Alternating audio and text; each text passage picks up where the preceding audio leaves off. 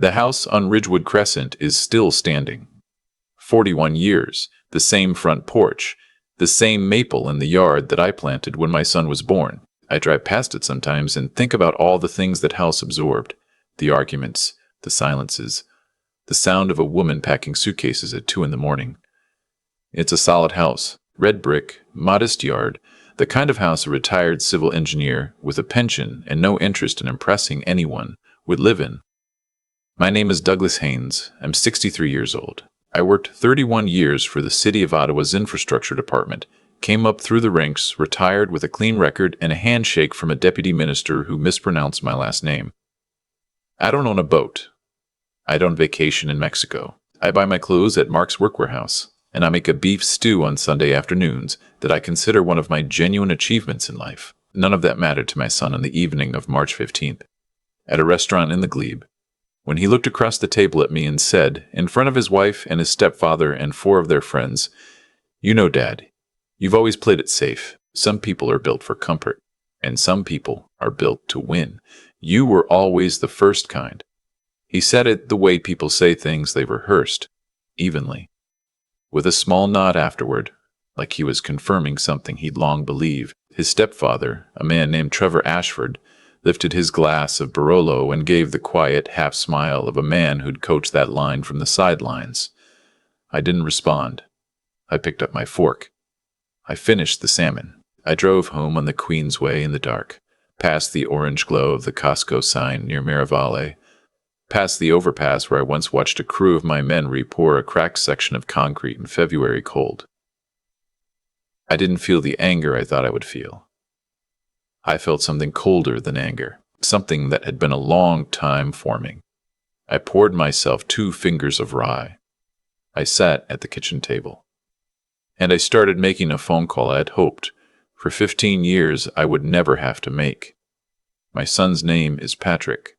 He's 36. He came to me 6 years ago with a business plan for a property management company he wanted to launch in Ottawa. He called it Summit Property Group. The plan was half-baked. His projections were optimistic to the point of fantasy. His understanding of the regulatory environment was almost non-existent. But the core of it wasn't wrong. Ottawa's rental market was tightening. There was a gap. I could see it. What Patrick did not have was capital. He had energy and charm and a gift for talking to people, which are real things. But charm doesn't pay lawyers. What he wanted from me was a check and some quiet encouragement. What he didn't want was my opinion. So I gave him neither of those things. Not exactly. I told him the financing wasn't there for me. Told him my money was locked up in RRSPs and the pension, which was partly true. He was disappointed. He told me, not for the first time, that I thought too small. What I didn't tell him was that I'd spent 2 weeks running the numbers myself. The business could work with proper structure and patient money. And patient money was something I happened to have. I called a lawyer I'd been referred to by a colleague, a woman named Patricia Morrow, a corporate and estates lawyer in Canada who had a reputation for discretion and complicated structures. I told her what I had in mind. She listened without interrupting, which is a quality I deeply value in a professional. Then she said, "I can do this. Give me 2 weeks." What we built together over the following months was invisible.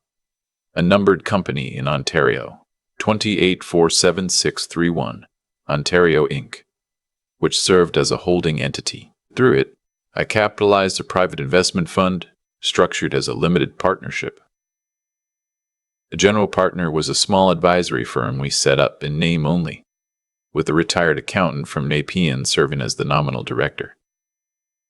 His name was on the documents. Mine was not. That fund became the seed investor for Summit Property Group. Patrick walked into what he believed was a meeting with an independent investment group called Ridgewood Capital Partners.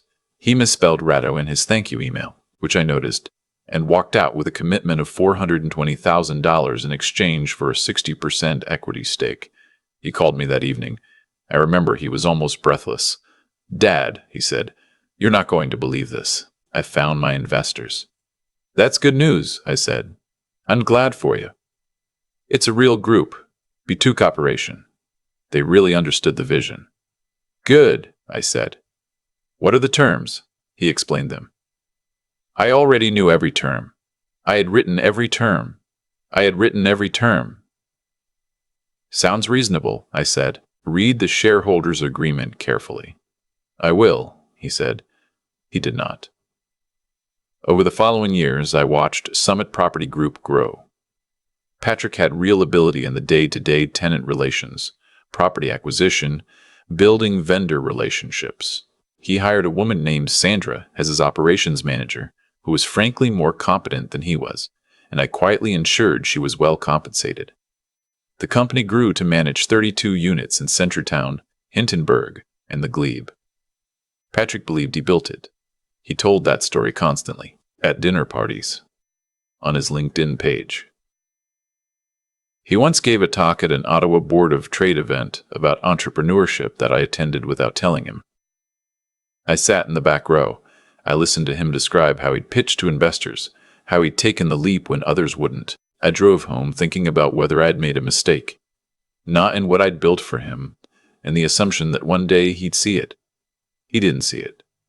He saw Trevor Ashford. Trevor came into my son's life the same way Trevor came into most things, through my ex-wife, Catherine, whom he'd been dating for 4 years by the time Patrick introduced us.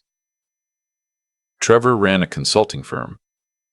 He wore pocket squares.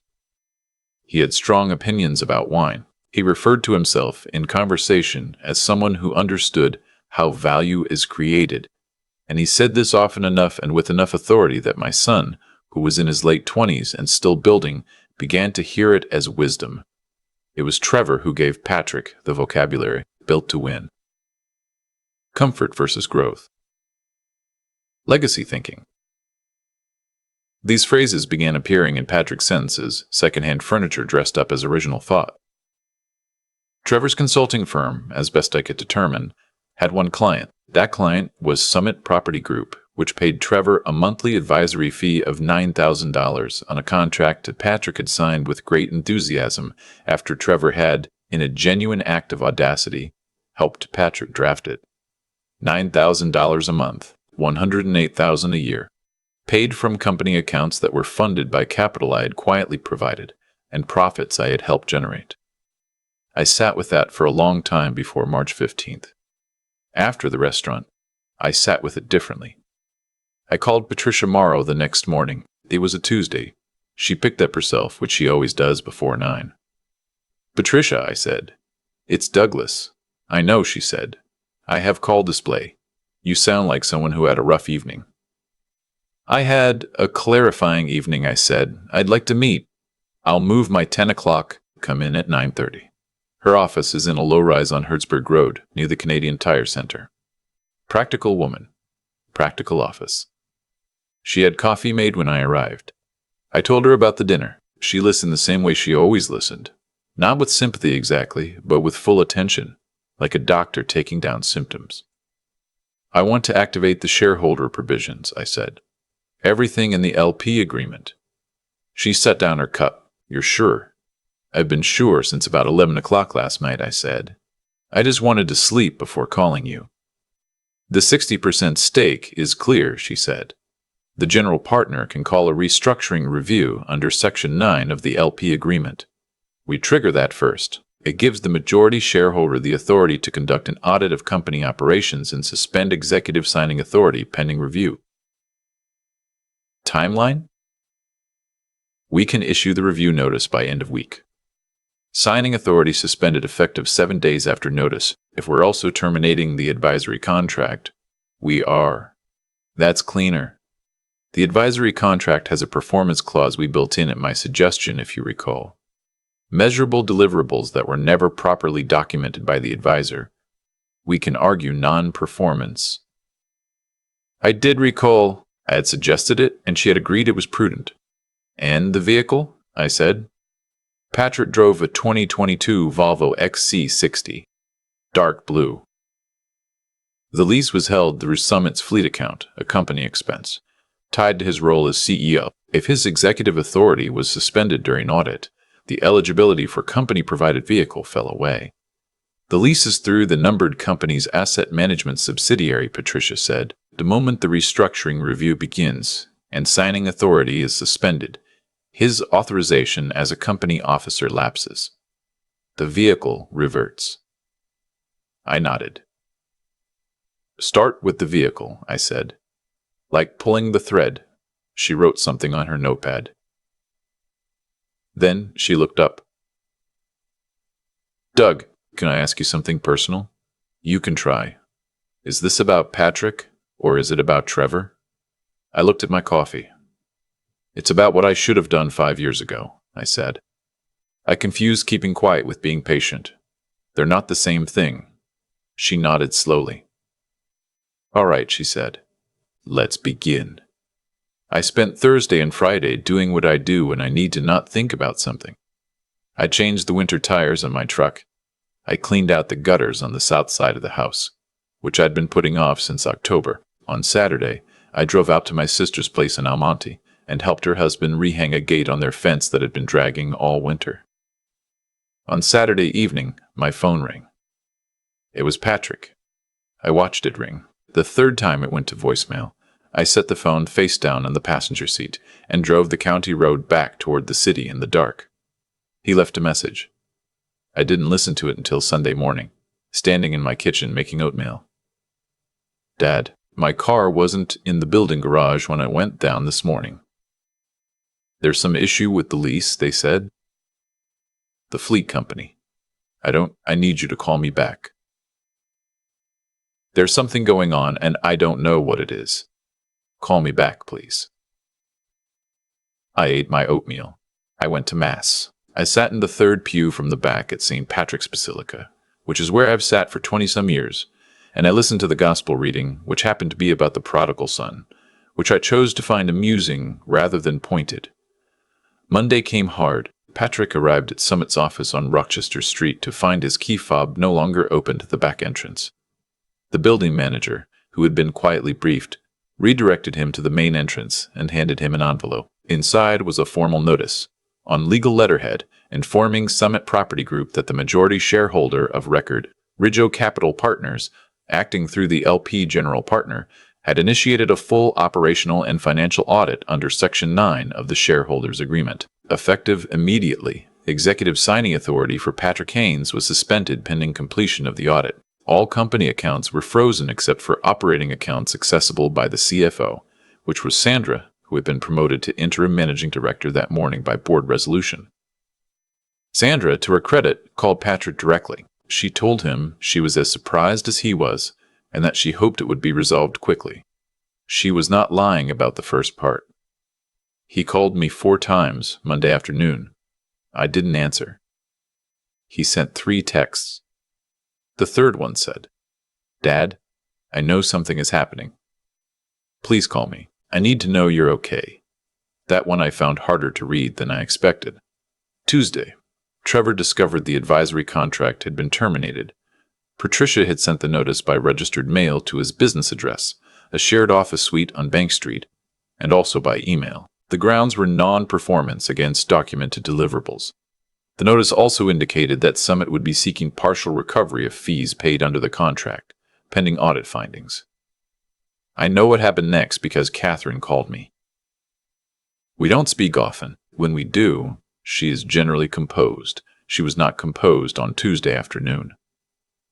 Douglas, she said, and her voice had that particular quality it gets when she's frightened, which I recognized from a long time ago. What have you done? Hello, Catherine. Trevor's contract has been canceled. His accounts are frozen. He said there's a legal notice claiming repayment. Douglas, we have a mortgage payment due Friday. The car payment. I understand, I said. You did this. I know you did this. This is because of what Patrick said at dinner, isn't it? This is spite. Catherine, I said, I've been funding Trevor's lifestyle for 4 years to a company I own. I've decided to stop. There was a silence that lasted long enough that I thought the call had dropped. What do you mean a company you own? She said. You should ask Patrick to explain it, I said. Ask him to show you the shareholders' agreement. Have him read it this time. Douglas, I hope you and Trevor work things out, I said. I mean that genuinely. But this isn't mine to fix. I hung up before she could answer. Then I sat on the back porch and watched a pair of Canada geese land on the ice at the edge of the creek behind the houses on my street. They looked confused. It was mid-March, and the ice was still there. They stood on it for a while, then walked off. Patrick came to the house on Wednesday evening. I'd expected it. I left the front door unlocked and sat in the study. He knocked. Then he opened it and called my name. I said I was in the study. He looked like he hadn't slept in 2 days, which was probably accurate. His coat was still on. He stood in the doorway. "Dad," he said, "you have to tell me what's happening." "Sit down, Patrick." "I don't want to sit down. I want to know, sit down." He sat in the chair across from my desk. The same chair where I used to sit with him when he was 9 years old, and we'd do his math homework together on Saturday mornings. He used to bring a glass of orange juice and sit on the corner of the desk, and I would move it 6 inches so it wasn't next to my papers. We did that every weekend for 2 years. I opened my laptop. I turned it to face him. On the screen was the incorporation document for 2847631 Ontario Inc., with my name listed as sole director. Next to it, open in another window, was the limited partnership agreement for Ridgeo Capital Partners, showing the same numbered company as controlling interest. And next to that was the shareholders' agreement for Summit Property Group, with Ridgeo Capital Partners holding 60%. He stared at the screen. "You remember Ridgeo Capital," I said. "Your investors." He said nothing. "I set up the numbered company in 2018. Patricia Morrow, you've never met her, handled the structure. The retired director listed on the documents is a man named Gerald, who was paid a modest annual fee to have his name on a letterhead. He had nothing to do with the operation. I directed everything." Patrick's mouth opened slightly. No sound came out. The $420,000 that funded Summit came from my retirement savings and the proceeds from the rental property I sold in 2017. The one on Carling I inherited from your grandfather. You knew I sold it. You didn't ask what I did with the money. "Dad, I'm not finished." He closed his mouth. "You own 20% of Summit Property Group. That 20% was a gift, structured as a founder's equity grant. The 60% held by my LP has always carried majority governance rights. That's in the agreement you signed without reading." I paused. "Sandra read it, by the way. She asked 2 questions when we first drafted it. Good questions." He looked like a man who had just learned that the ground under a building he'd stood on for years was not solid, which was accurate. "Devolvo," I continued, "is on a fleet lease through a subsidiary of the numbered company. Your authorization to use it was tied to your role as signing officer. When the audit suspended your authority, the vehicle authorization lapsed. It was repossessed Friday morning." The lease company said Fontaine Patrimoine. That was the French version. Different project. This one is called Summit Fleet Assets Inc. Same structure, different name. I have a filing system. He was quiet for a long moment. "Trevor," he said finally. His voice had changed. Quieter. "Trevor's consulting contract was with Summit," I said. "Funded entirely by company accounts which are funded by my capital. $9,000 a month. I want you to think about that for a moment, where that money came from, and where it went." I let that sit. "He has no other clients," I said. "I had that verified 18 months ago. His only income was the Summit contract. The mortgage on the house he shares with your mother, her car, their vacations. All of it ran through those monthly payments." Patrick stared at the desk. "The man who told you that some people are built to win," I said. "His entire life for 4 years has been paid for by the man he was calling comfortable." I closed the laptop. He didn't speak for a while. The furnace clicked on. Outside, a car went past on Ridgewood Crescent, its headlights sweeping briefly across the ceiling of the study. "I'm not taking the company from you," I said. "Patricia is conducting a real audit. There are some expense irregularities we need to clean up, nothing catastrophic. And then Sandra will continue as managing director under a restructured board. Your 20% is still yours. Your role going forward will be in business development, which is where your actual ability is. Sandra manages operations. That's how it should have been structured years ago. You could have just told me, he said. His voice was very quiet. I tried, I said. Several times, over several years. You weren't interested in what I knew. You were interested in what Trevor knew. He had no answer for that.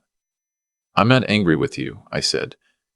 And I meant it, which surprised me somewhat. I was, for a while.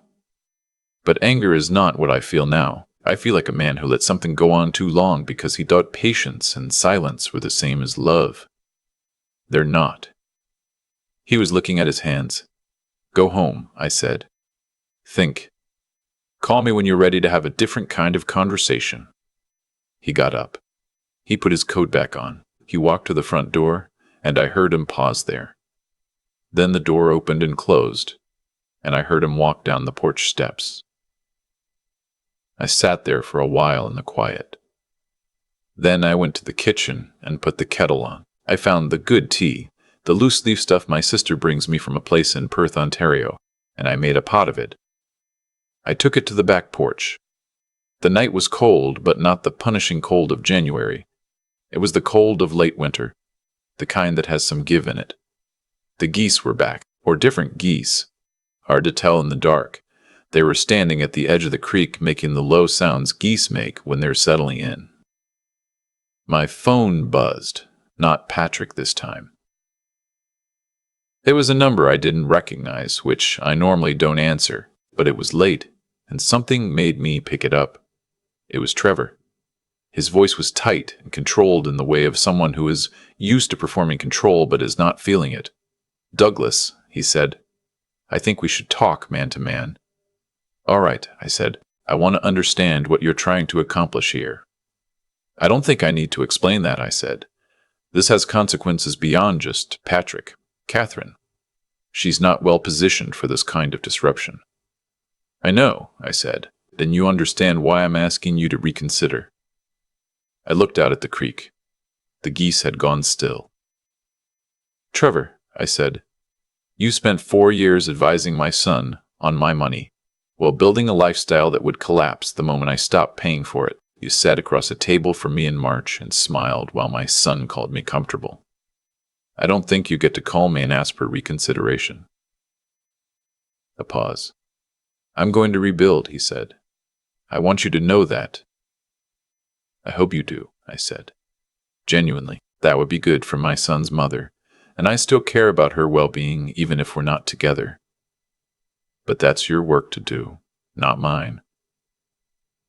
I ended the call.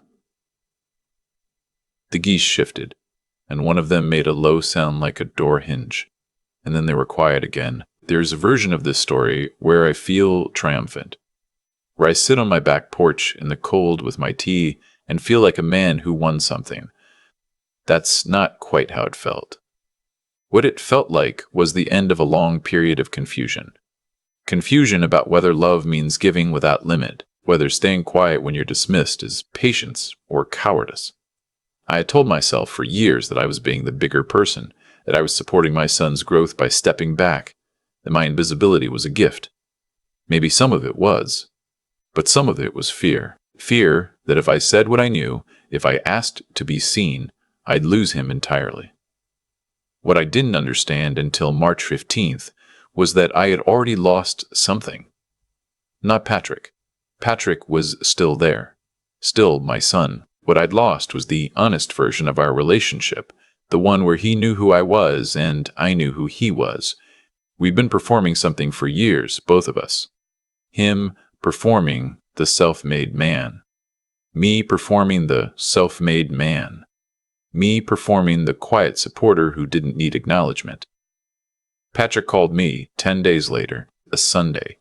I was in the garden, turning the soil in the raised beds I built 10 years ago out of cedar boards. Dad, he said. Patrick. I talked to Sandra, he said. She walked me through the shareholders' agreement. All of it. Good. She said she knew about the structure, that you'd told her when you promoted her. I did. She deserved to understand what she was managing. He was quiet for a moment. I kept working the soil with the garden fork. I've been thinking about what you said, he said, about patience and love not being the same thing. And I think you let me get away with a lot because you didn't want to fight with me. I think I knew that, and I used it. I stopped working. That's an honest thing to say, I said. I'm sorry about the dinner, he said. I've been sorry since the next morning, if I'm being truthful. I knew it was wrong when I was saying it. I was performing for Trevor and I didn't stop myself. The maple in the yard was starting to show the first suggestion of buds. Still tight, barely there. But they were there. Come for dinner Sunday, I said. I'll make the beef stew. Come alone. We'll talk. He came. He came alone. I will tell you this. I don't know what happens next with Patrick. I don't know if the version of us that sits down to a meal in my kitchen on Ridgewood Crescent, talking like two men who are actually honest with each other. I don't know how long that lasts or what form it takes. I hope it becomes something real. What I know is this. I spent 63 years being the kind of man who gets called comfortable. The kind of man who is thanked at the end of his career with a handshake and a mispronounced name. The kind of man who buys sensible clothes and drives a sensible truck and thinks that being useful and invisible is a form of grace. Maybe it is. But grace, I've learned, is not the same as permission. Not the same as an invitation to look right through someone. I built my son a house, and when he stood on the front step of that house and told the neighborhood I was a failure, I took the house back. Not out of cruelty. Not out of anger, in the end. Because a man who has spent 30 years in infrastructure knows this, if you let a crack go long enough, it doesn't heal. You have to open it up, clean it out, and pour it fresh. That's all I did. I've been turning this over for months now. The way you turn a stone over in your hand without really knowing what you're looking for underneath it. What I keep coming back to is this. Patrick didn't become the person who said those words at that restaurant table overnight. That took years, and I was present for all of it. I was there every time I absorbed a dismissal without saying anything. Every time Trevor made one of his little pronouncements about how value is created, and I nodded politely. Every time I funded a lifestyle I wasn't acknowledged for, and told myself that being useful in silence was a kind of strength. It wasn't. It was a habit I dressed up as virtue. There's a version of cause and effect that's easy to understand. You do something wrong, something bad happens to you. That's not what happened here, and I think that's worth being honest about. Patrick isn't a bad person.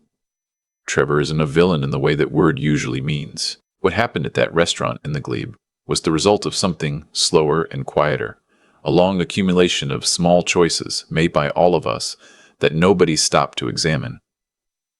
Patrick chose to perform for Trevor instead of being honest with me. Trevor chose to build a life on a foundation he didn't earn and didn't question. I chose to stay invisible and call it patience. Consequences, I've found, aren't always punishment.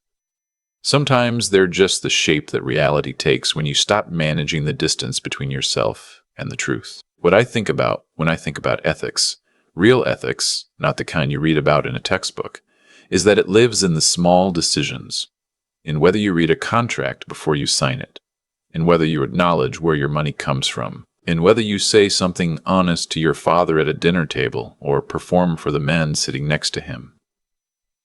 Patrick had the intelligence for all of those things. He has a sharp mind. What he was missing for a long time was the discipline to use it on himself instead of pointing it outward. That's the part I think is worth sitting with. Intelligence without honesty is just a better tool for building the wrong things. And resilience, the kind that actually holds, doesn't come from never being knocked down. It comes from being willing to stand in a room with the truth about yourself and not leave. Patrick did that eventually. He sat across from me in my study and he said, I knew it was wrong when I was saying it. That took something real. I'm 63. I spent 31 years building things that would last, and I think the habit carried over. I built a structure around my son's company because I believed in what it could be, and I stayed in it long enough to see whether he would grow into it. I'm still not sure he has, not entirely, but the conversation we're having now, the real one, is more than I had a year ago. If there's anything I'd want someone to take from this, it's simpler than it sounds. The people who never demand to be seen eventually disappear, and not always in ways that are good for anyone, showing up fully. Being honest about what you built, what you've given, what you won't accept. That's not arrogance. That's just the basic requirement of being in an actual relationship with another person. I went back to the garden the following Sunday. The cedar raised beds needed another round of work. The maple was leafing out properly by then, the way it does every April without fail, without being asked, on its own schedule. Some things hold. You just have to give them the right conditions.